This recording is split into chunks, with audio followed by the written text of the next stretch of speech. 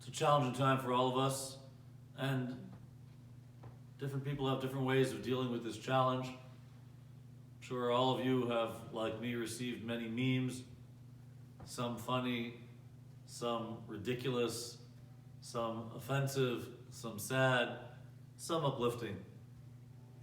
But one of the things that people are doing to try to figure out how to survive this pandemic is people are looking at what did people do in the past? How did people live in challenging times in the past? And came across this letter from F. Scott Fitzgerald, who was quarantined in 1920 in the south of France during the Spanish influenza outbreak.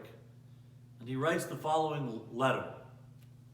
Dearest Rosemary, it was a limpid, dreary day, hung as in a basket from a single dull star. I thank you for your letter.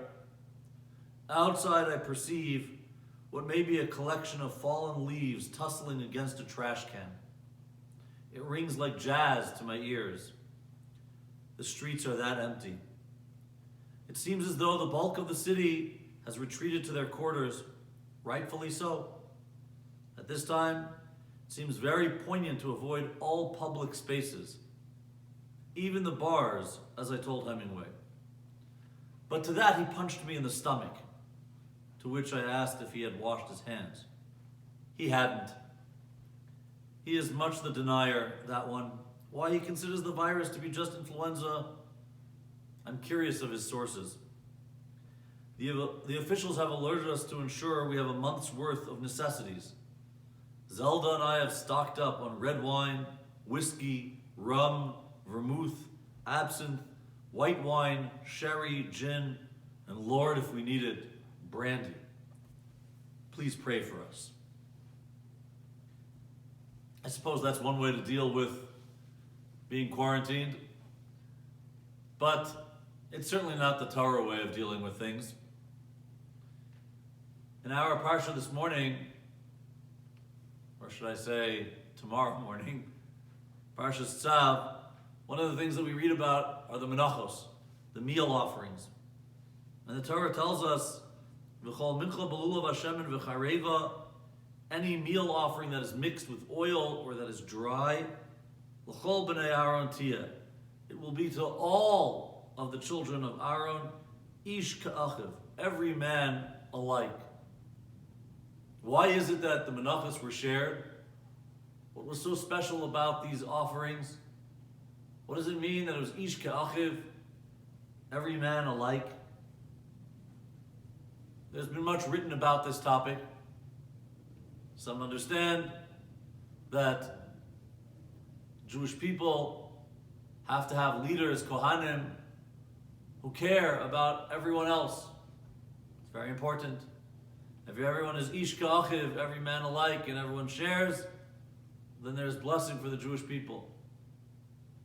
Magen Avraham cites the opinion of the Zohar that when the Kohanim come to bless the Jewish people, the last word of the bracha that they recite is bi'ahava, with love, because it must be with love. True leaders have to have love for everyone.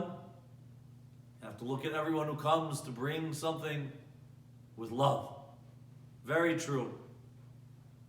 But the Ramban, as elaborated upon by the Chassam Sofer, explains that all the Kohanim of the family that was on the rotation of taking care of the Beis HaMikdash, they would share every day all the menachos, all the meal offerings. And it seems to me that there's one very important point here that's perhaps overlooked. A mincha, a meal offering, may seem insignificant, may seem unimportant. And one could imagine that a Kohen who brings a meal offering might say, it's really not such a big deal, I'll just keep it for myself. But the Torah tells us no, ish ka'achiv. Every Kohen has to look out for every other Kohen. Every Kohen has to be joined with other Kohanim. Every Kohen has to want to share even the small things. And I think at a time like this, well, some people, like F. Scott Fitzgerald might suggest that we stock up on booze. But this is a time for us to think about the small things that we can do for other people. We are quarantined, we are socially distanced,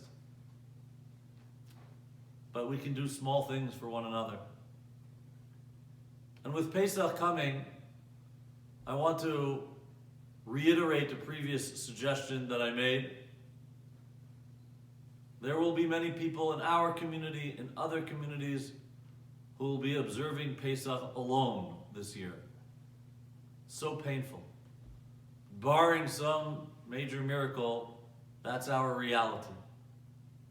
And so I'd like to encourage you, even though I'm sure you're all very busy with pre-Pesach preparations, and there are many, and they are more difficult in this time, take out 5-10 minutes and write a letter, not an email.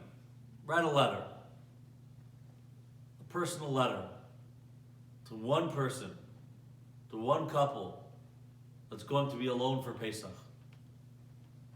Put it in an envelope that you don't seal, and place that envelope in a larger envelope. And in the larger envelope, put a piece of paper and encourage the individual or the individuals to whom you're sending your letter to open up the letter on Pesach and share something with that individual or those individuals that's meaningful to you, so that on Pesach they can read it, that they can be inspired, uplifted, and feel connected. And just as the Kohanim shared their menachos, their gifts, we will be blessed to one day share all of these gifts and others in a rebuilt Beis HaMikdash b'meher v'yameinu. Amen.